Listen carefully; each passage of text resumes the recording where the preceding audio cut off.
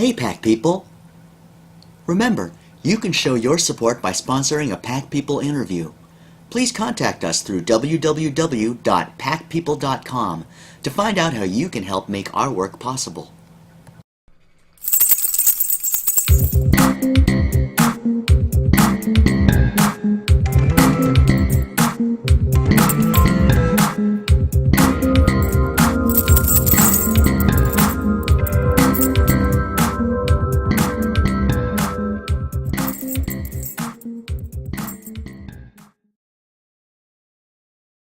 Hi everybody, Rufino Kabang here and welcome to Pack People. Today we have an incredible treat to welcome the Nature Association in Bucharest, Romania. And today we have Mihai, Cristia, and Milena Constanda. Did I get that right?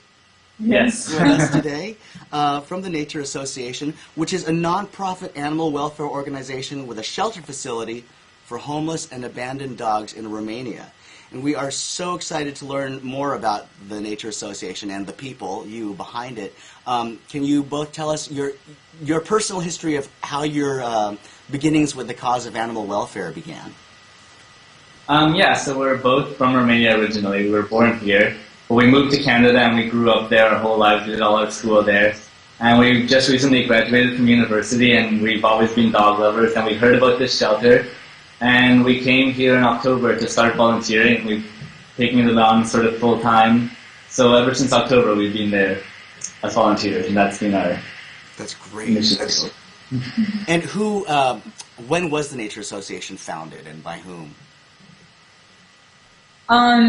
Originally, it was founded in 2002, so 10 years ago, by Carmen and Roxy. So those are the organization's founders, and they do like everything, and we're really just volunteers. They deserve all the credit, but yeah, they've been going at it for 10 years, and it's great. Pretty admirable. They certainly do deserve credit, and but also, as we all know in this world, volunteers deserve a lot of credit too, so our hats are off to you. And for a lot of people aren't familiar with Romania's stray dog situation. Can you familiarize us with what that's like? Yeah, just very briefly, the history is basically in communism. So before '89, they demolished so many blocks and so many houses to build, communist blocks. And people who own dogs had to abandon them on the streets. And then since then, for about 20, 25 years, they've just been multiplying and multiplying. So now no one knows exactly how many there are, but there's anywhere between 100,000 to 1 million dogs in the country. And yeah, people keep abandoning them too. It's not just like, it's only getting worse, basically. And in rescuing these abandoned and stray dogs from the streets, can you describe what a normal day is like in your work? Yeah, so basically, like, we try to go in as early as possible. We go in the morning. At the shelter, we do things like walk the dogs, give them supplements to, like, puppies, to the older dogs, to sick dogs. We give vaccines and all the proper, like, pills and medications that they might need, like deworming or anything like that. We also prepare food for the dogs if it's anything other than dry food, like if we're running low on dry food, for example, and we have to, improvise with the food, we'll prepare something for all the dogs. We try to interact with as many dogs as possible, give them, a normal sort of experience, not just in cages all the time. And then on the way home, we also feed about 100 factory dogs. Oh, wow. So we'll stop and feed them because the owners of the factories just don't. And, we just help the dogs on our way home. I mean. So for a lot of these dogs, it's sometimes the only actual human contact or even just positive human contact they've ever received. That's amazing. Yeah. And then what happens to some of the dogs that you save? Do they get shipped or they get rehomed? What happens? Well, yeah, we usually rescue them off the streets if they're sick or injured or really young puppies, and then we'll take them in, we'll put them through all the treatments that a dog, like all the vaccinations, we sterilize them, and then at that point when they're basically ready, we put them up for adoption, and we try to get them sent to different homes if we can, and if not, they just live with us for the rest of their lives. Right, good. Well, that's great. And then some of them also even go to other countries, is that correct? Yeah. Wow.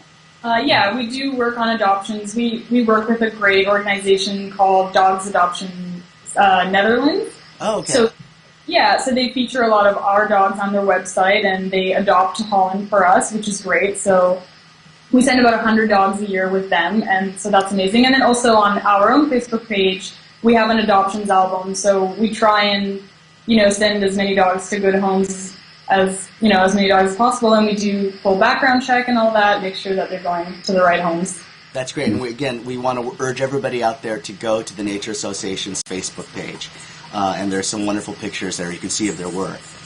And do you know approximately how many dogs you currently have in your care? Yeah, we have about 350 dogs. Oh, wow. There's a lot. Yeah. And any idea how many have been saved through the organization? Yeah, it's really tough to guess. So yeah, like Milena said, we adopted 100 dogs last year, and that's probably going to be normal going forward. And we also sterilize about 500 dogs a year in the community, so we've saved a lot of puppies from being born unnecessarily just to suffer on the streets. So I don't know, hundreds, thousands. It's hard to say exactly, but yeah. Oh, it's amazing. And we also noticed that to raise funds, you've created a great calendar with pictures of the shelter and the dogs. And of course, in our work, it's always a financial hurdle. Can you share some of the difficulties financially that your organization faces and some of the unexpected costs, things like that? Yeah, the finance is one of the most difficult things for us too. We don't get any support from the government. We don't get any support from any big organizations or anything. All our money is from individual donors on Facebook or from other small friends. And basically, Carmen and Roxy basically fund the day-to-day operations out of their own pockets. They both have jobs as well. And they're at the shelter every day and working their jobs. And the other thing is also, since we're a completely non-kill shelter, we have to save every animal we find. That's basically our philosophy. So we might think we have a bit of extra money, and then the next day 10 puppies get abandoned at our gates and they're sick, and there goes all our money basically, right, to save those dogs, because we have no choice really. And with all that, I mean, we see that you've even created new pens and kennels for dogs to keep them safe during the snow in Bucharest. And can you tell our audience how they can get involved, how they can help you? I think for the most part, like, obviously donations are great, but for the most part, just spreading the message about who we are and what we do, and like, we do need funding for so many various things. Like, our main building is like half constructed, and Carmen and Roxy had this vision of it having like a quarantine room, a clinic, a kitchen, and an info center, and a cattery, and all this kind of stuff. And they had this dream to finish it, and really now it's just like a day-to-day sort of keeping up with the dogs and treating them, and so many things, so many projects that we want to do, and mostly we just need the word spread about, what we do and who we are, and support and word of mouth, all that kind of stuff. Great. And speaking of word of mouth, what are the things you do currently to get the word out there?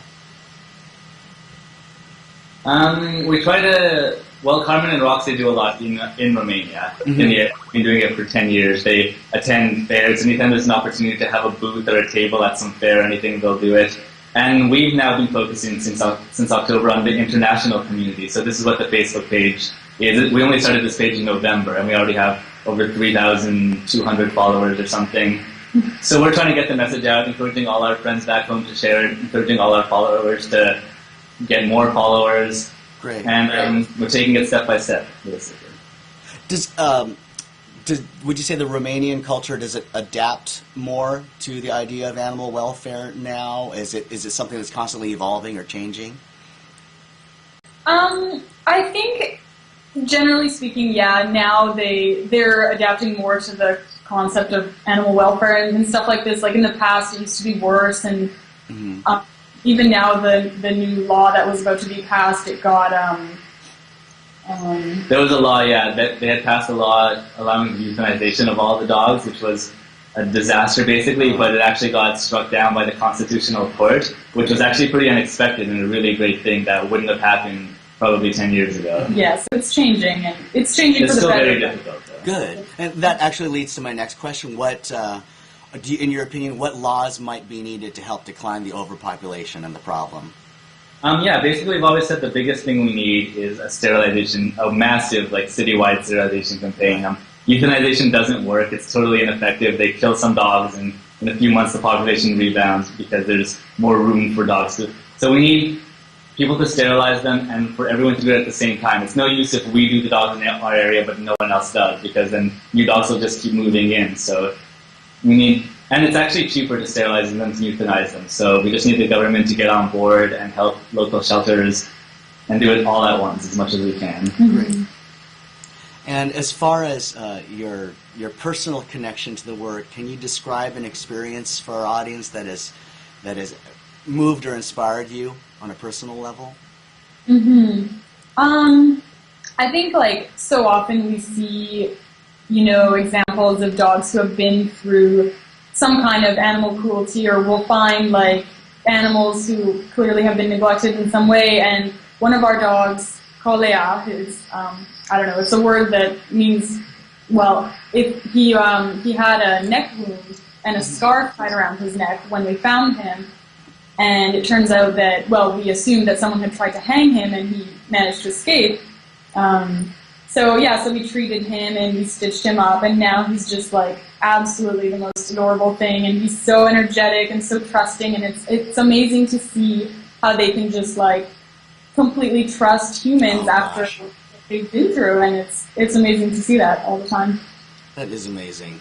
It's amazing anytime a dog or an animal just finally can trust someone, and especially if they have a history of just negative, experience. What would you say is your personal goal through your work? Because something is driving you to do this. Our personal goal. I think we just really want to spread the message about what's happening, especially here, because coming from North America and coming here, we have the advantage of having like both of the perspectives, to kind of see this situation in like a more North American light or whatever, and we want to really get people to just understand that animals deserve to be respected, and that, they shouldn't be treated this way, and we personally just want to leave something behind, something that can last here, for help Carmen and Roxy in some kind of lasting way, so that, we can feel like we made a difference, made it a bit easier for them to continue it. Yeah. And if you could give pet owners one piece of advice, what would that be? Definitely to sterilize their pets. Yeah. Especially here, because people are just reluctant to do it. I mean, we offer free sterilizations to anyone who brings their pet, and you think people would jump at that, but people still just don't want to do it, and every 6 months their dog has 7, 8 puppies, and they throw them out on the street, and 6 months happen again. It's we amazing. tell them, calm down, we do it for free. It's the best advice you can give. Mm-hmm. You're absolutely right. I mean, it's still, people are still reluctant to do that sometimes in Southern California. It's amazing how people don't realize what a problem it contributes toward. Exactly. Absolutely. Now, do you all have pets of your own at home? I have a dog, at home. Well, with my mom right now, Great. What kind of dog? Australian Shepherd. Oh, those are great. Energetic. But I'm telling her she can't buy breed dogs anymore. From now on, it's only adopting from shelters. Right. Yeah. Right. And in your work, you've come across a lot of other organizations, I'm sure, and a lot of literature and things.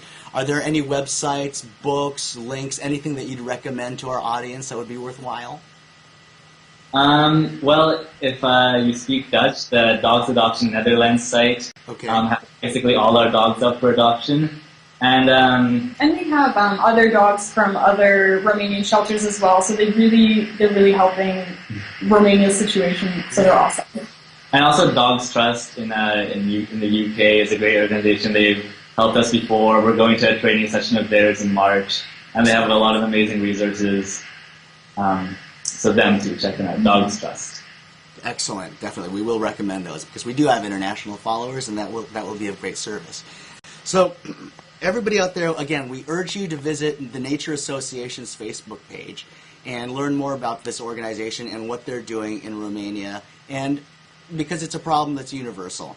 And the best way to help, like Milena said, is just to get the word out there. Also get involved, donate, that's always good.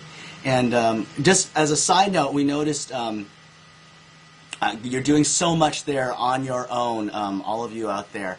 And PackPeople would like to offer, we can talk about this later, but would like to offer, we have a designer on hand who's willing to design a logo for you all, if that would help you in your work. Discussing that. We actually definitely need a new logo. Okay. That would be so great. Yeah. Great. Totally. Well, that would be fantastic. Considered a gesture of friendship between PackPeople and Nature Association and U.S. and Romania, and a little international welfare. So definitely we'll get together on that and talk about that. But in the meantime, again, everybody please visit the Nature Association. And Mihai and Milena, thank you so much for joining us today. It's really put a great perspective for us. Thanks for having us. Thanks so much. We appreciate it. Absolutely. You have a great rest of the evening. I think it's nighttime over there, right? It is, yeah, it's dark. Okay, all right. Take care. Thank you. Thanks. Bye. Bye. Please get involved in PackPeople's efforts. Our Craigslist petition needs your signature. Just go to www.packpeople.com and click the petition button to make a positive change in the lives of animals.